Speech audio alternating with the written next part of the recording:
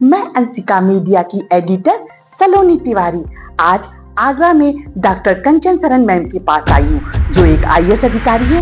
उनसे जानते हैं। अपना परिचय दीजिए, आप कहाँ से बिलोंग करते हो, किस बैच से आपने क्वालिफाई किया है? मैं डॉक्टर कंचन शरण, मैं मुरादाबाद यूपी से बिलोंग करती हूँ और मेरा बैच 2013 है। जानते हैं कि मैम आपने ये सफर कैसे तय किया? मैं शुरू से ही एक जन सेवा वाले किसी कार्य में जुड़े रहना चाहती थी। जी। मेरे परिवार से भी लोग प्रशासनिक सेवा में रहे हैं। बेसिकली मेरी एजुकेशन, मैं मेडिको हूँ, डॉक्टर हूँ, वो भी एक जन सेवा का कार्य है जी। पर मुझे लगा कि उससे बेहतर काम प्रशासनिक सेवा में हो सकता है, वो ज्यादा विस्तृत क्षेत्र है, इसलिए मैंने अपना ग्रेजुएशन के बाद इस क्षेत्र को चुना। तो मैम फैमिली में आपके पापा हैं प्रशासनिक से, कौन है आपके घर में? मेरे ताऊजी रहे हैं पीसीएस सेवा में और मेरी बड़ी सिस्टर जो है वो आईएएस रही हैं। जी। मैम हम ये जानना चाहते हैं कि जो बच्चे आजकल तैयारी करते हैं बहुत जल्दी डिप्रेशन में आ जाते हैं, क्योंकि ये कोई आसान रास्ता नहीं है चुनने के लिए, तो उनके लिए, बच्चों के लिए आप क्या मैसेज देना चाहोगे? उनके जो भी अपना एक लक्ष्य निर्धारित करें तो उसमें फोकस रहें, और ये तो दिन प्रतिदिन का अध्ययन है और एक जैसे स्टेप वाइज आपको उसे लेना चाहिए और उसमें एक आत्मविश्वास बना रहना चाहिए।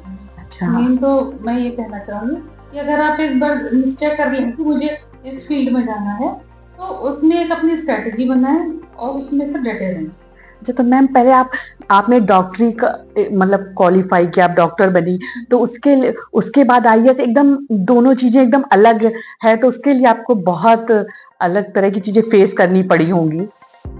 देखिए, अगर आप ये समझें इस तरह से कि दोनों क्षेत्र जन सेवा से जुड़े हुए हैं जी। और क्योंकि एकेडमिकली क्वालिफाइड तो आपको किसी न किसी सब्जेक्ट में होना पड़ता है प्रशासनिक सेवा में अपियर होने के लिए। जी। और एक प्रोफेशनल एजुकेशन हमेशा अच्छी होती है। हाँ। इस भावना से मेरा अभी भी मेडिकल क्षेत्र में इंटरेस्ट है। मैं अपने आप को अपडेट रखती हूँ। तो मैम आप कहीं सोशल एक्टिविटी, जो आजकल समाज सेवा चल रही है, उसमें भी कहीं आप इन्वॉल्व है? जो अपने कार्य क्षेत्र से जो संबंधित है उसी में, अलग से तो मैं किसी प्राइवेट संस्था से जुड़ी हुई नहीं हूँ, पर जो अपने सिविल सेवा के माध्यम से जो हम काम कर पाते हैं उसी में मैं ध्यान रखती हूँ। तो मैम आप हमारी बच्चियों को कोई मैसेज दीजिए कि वो पढ़ाई को लेकर घर में, जैसे उनका कई बार होता है कि भाई बहन दो हैं, तो भाई को मतलब ज्यादा वो मिलेगी, जबकि हो सकता है वो पढ़ाई में कम अच्छा हो, बेटी ज्यादा अच्छी हो, लेकिन इस समाज के लिए आप कुछ मैसेज दीजिए कि समाज को। इस चीज के बारे में तो पेरेंट्स को एजुकेट करने की आवश्यकता है जी, कि वो बच्चों को अपना ऐसा माहौल दे कि जो बच्चे करना चाहते हैं वो उसमें उनको प्रेरित करें, उनको सपोर्ट करें। उसमें अगर भेदभाव वो करेंगे तो निश्चित बच्चों को आपस में भी उनका मनमुटाव भी होगा, खराब लगेगा, क्योंकि हर बच्चा चाहता है कि फैमिली का सपोर्ट उसको मिले। तो ये तो पेरेंट्स को समझना चाहिए कि उन्हें चाहे लड़की हो चाहे लड़का हो, समान भाव से उनको देखना चाहिए, उनको समान अवसर देना चाहिए और जिस फील्ड में उनका इंटरेस्ट है तो उसमें उनको सपोर्ट करना चाहिए। हाँ, ये मतलब माँ बाप की जिम्मेदारी ज्यादा बनती है। हाँ, निश्चित तौर पे बच्चे तो, क्योंकि वो तो अभी माइनर हैं, उनको तो जिस तरह की गाइडेंस मिलेगी या जिस तरह का सपोर्ट मिलेगा उसी हिसाब से वो आगे बढ़ पाएंगे। अगर उनको पेरेंट्स सपोर्ट करेंगे तो इजी हो जाएगा उनके लिए। हाँ, माँ बाप को इस तरह का भावना बच्चों में नहीं डेवलप करनी चाहिए कि वो लड़की है वो या वो लड़का है। देखिए, एकेडमिक क्षेत्र में तो आपकी जो मेंटल फैकल्टीज कहिए या जो आपका निश्चय है उसके हिसाब से आप अपना क्षेत्र आगे बढ़ाते हैं, तो उसमें लड़के लड़की का कोई भेदभाव नहीं है, उसके पेरेंट्स को भी नहीं करना चाहिए। देखिए, जो भी महिला जॉब कर रही है उसके लिए एक रिस्पॉन्सिबिलिटी घर और बाहर मैनेज करना, तो मैम वो आप कैसे करते हो? बाहर तो इतना अच्छा है, तो घर में फैमिली में कैसे मैनेज होता है?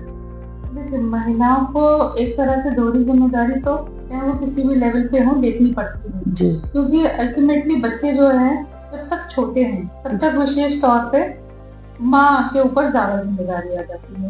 अब जैसे जैसे वो इंडिपेंडेंट होते जाते हैं तो आप उनको गाइड करें, उस हिसाब से वो खुद अपना काम देखने लगते हैं।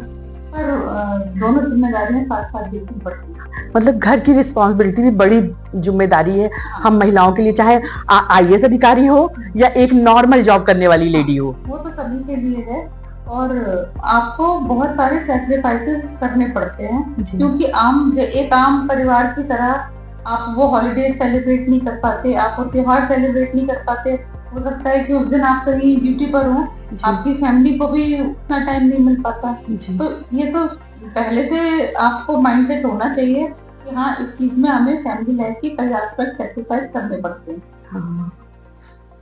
मैं अंशिका मीडिया की टीम से की तरफ से मैम को बहुत बहुत धन्यवाद देती हूँ।